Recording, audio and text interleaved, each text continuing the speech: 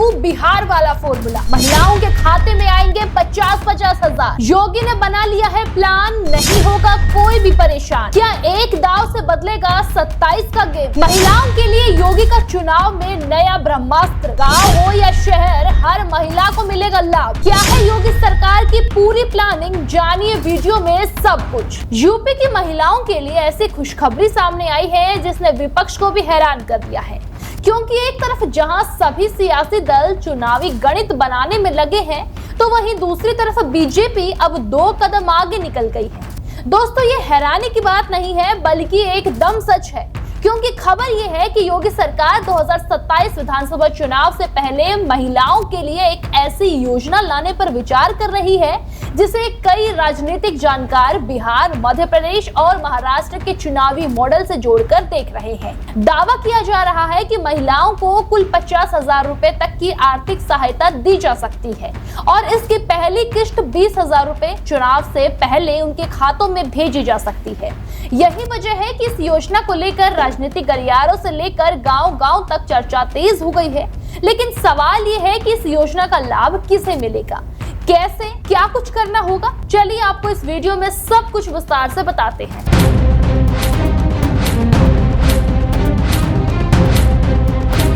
दरअसल सूत्रों के अनुसार सरकार महिलाओं को सिर्फ आर्थिक सहायता देना नहीं चाहती, बल्कि उन्हें स्वरोजगार और आत्मनिर्भरता से भी जोड़ना चाहती है। प्रस्तावित मॉडल के तहत पहली किश्त 20,000 रुपए की हो सकती है। उसके बाद आगे की सहायता 10-10 हजार रुपए करके किश्तों में दी जा सकती है। हालांकि अभी अंतिम फैसला नहीं हुआ है और सरकार की आधिकारिक घोषणा का इंतजार भी है, लेकिन जिस तरह से इस योजना पर चर्चा हो रही है, उससे साफ है कि महिला मतदाताओं को केंद्र में रखकर बड़ी रणनीति बनाई जा रही है। दोस्तों, सवाल ये है कि आखिर किन महिलाओं को इसका लाभ मिल सकता है। चर्चा के मुताबिक आर्थिक रूप से कमजोर परिवार की महिलाओं को प्राथमिकता दी जा सकती है। इसमें अनुसूचित जाति, अनुसूचित जनजाति, बीपीएल और कमजोर आय वर्ग की महिलाओं को शामिल करने पर विचार हो रहा है। कुछ रिपोर्ट्स में सालाना 12 लाख रुपए तक आय वाले परिवार की महिलाओं को भी दायरे में लाने की चर्चा है। हालांकि अंतिम पात्रता नियम सरकार तय करेगी, लेकिन अभी किसी भी वर्ग को लेकर अंतिम दावा करना जल्दबाजी होगी। असल में उत्तर प्रदेश की राजनीति में महिला वोट बैंक की ताकत लगातार बढ़ती जा रही है। प्रदेश में महिला मतदाताओं की संख्या 11 करोड़ से ज्यादा मानी जा रही है और पिछले कुछ चुनावों में महिलाओं की मतदान भागीदारी भी तेजी से बढ़ी है। कई क्षेत्रों में महिलाओं का मतदान प्रतिशत पुरुषों के बराबर या फिर उससे भी अधिक दर्ज किया गया है।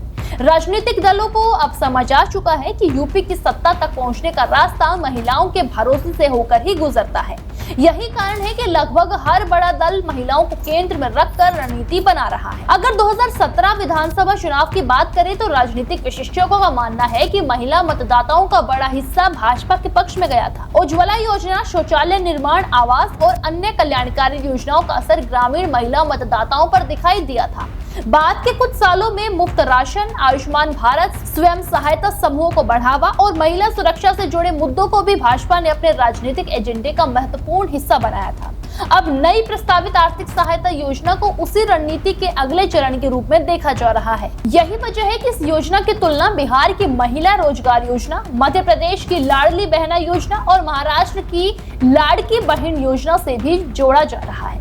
दोस्तों, इन राज्यों में महिलाओं को सीधे आर्थिक सहायता देने का मॉडल चर्चा में रहा और चुनावी रणनीति पर उसका असर देखने को भी मिला था।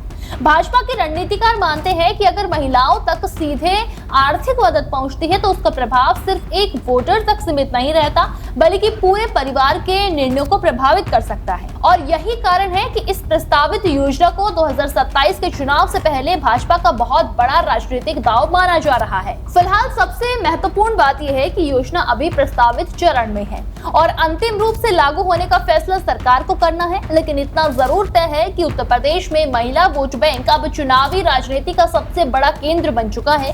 विपक्ष पीटीए और सामाजिक समीकरणों के सहारे मैदान तैयार कर रहा है, तो भाजपा महिलाओं और लाभार्थी वर्ग के जरिए अपनी पकड़ को मजबूत करने में जुटी हुई है।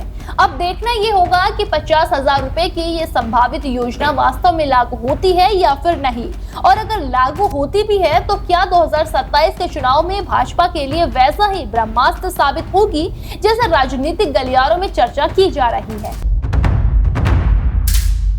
देश दुनिया की हर बड़ी सटीक और भरोसेमंद खबर देखने के लिए अभी विजिट करें हमारे वेबसाइट nowuttarpradesh.com और nownoida.com पर, क्योंकि यहाँ आपको सिर्फ सुर्खियां नहीं बल्कि पूरी जानकारी मिलेगी।